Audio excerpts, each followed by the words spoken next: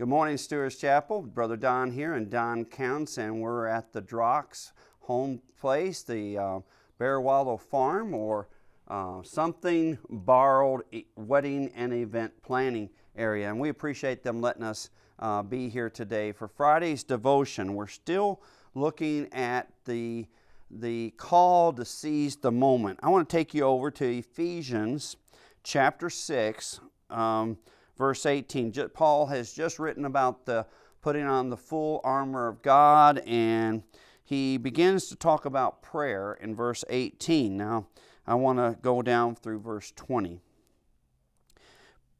Praying always with all prayer and supplication in the Spirit, being watchful to this end with all perseverance and supplication for all the saints. Now, so he's just wrapped up the call to the armor of God, and he says, when you get fully dressed, you need to grab a hold of God. You need to seize God, and you need to cry out to Him.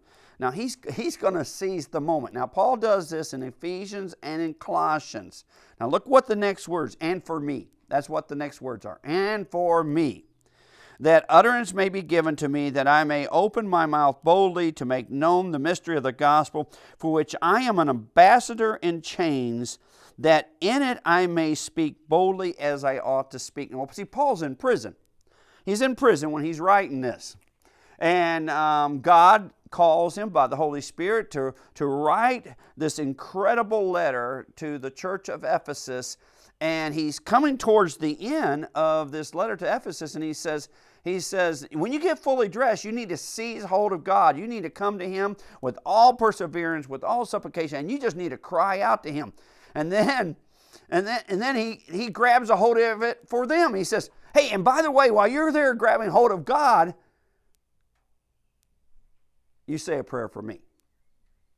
He seized the moment for prayer. He tells them exactly what to pray. You pray that God opens the door, that God gives me the words, that I'm bold and that I'm bold in proclaiming the gospel. In other words, you pray that I will continue to seize the moment. Now, he's in jail because he seized the moments. He has been bold. He has proclaimed the gospel, and he's in jail for doing exactly what God has called him to do. He's in jail because he seized the moment. He tells them, now you seize the moment for me, and you pray that I keep on seizing the moment. That's an incredible thought. I want to take you a little bit farther, though.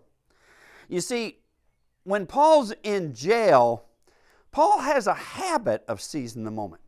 If you remember a few devotions back, we looked at the Philippian jailer. And if you remember, Paul and Silas are in jail, and what are they doing?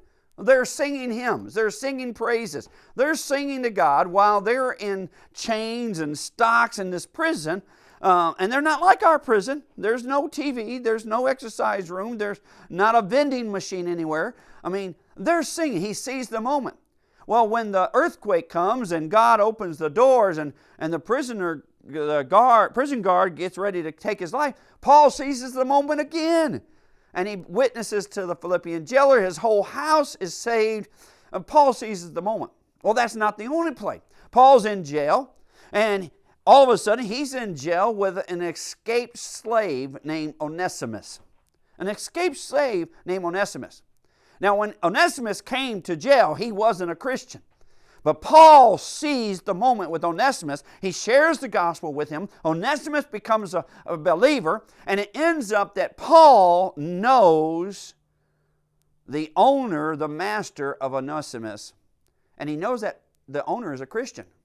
And he writes an incredible letter, and I had two different professors that messed me up on how to say that book of the Bible, because they both said it differently, and they both swore both were right. Philemon or Philemon, well, however you want to call it. Anyway, he writes him, and he seizes the moment with him, just like he seized the moment with this slave, and he seized the moment with the Philippian jailer. He seized the moment with the church of Ephesus. Well, he does the same thing in Colossians. In Colossians, he's writing a letter to Colossae, to the church of Colossae, and he tells them, hey, you pray for me. You pray for me to be bold and utter. He seizes the moment with them, and he asks them to seize the moment.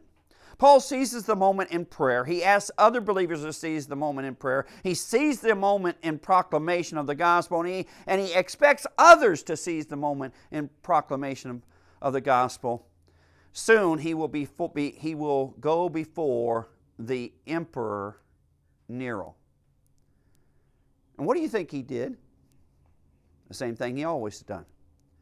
He seized the moment. Well, that time he doesn't go back to jail. That time they kill him. You can learn a lot. I would encourage you to seize the moment in prayer. I would encourage you to always seize the moment in proclamation. And there are times when you use the relationships you have with others on behalf of someone else. That's what he did with Onesimus. He seized Philemon for Onesimus. Love you, Stewart's Chapel.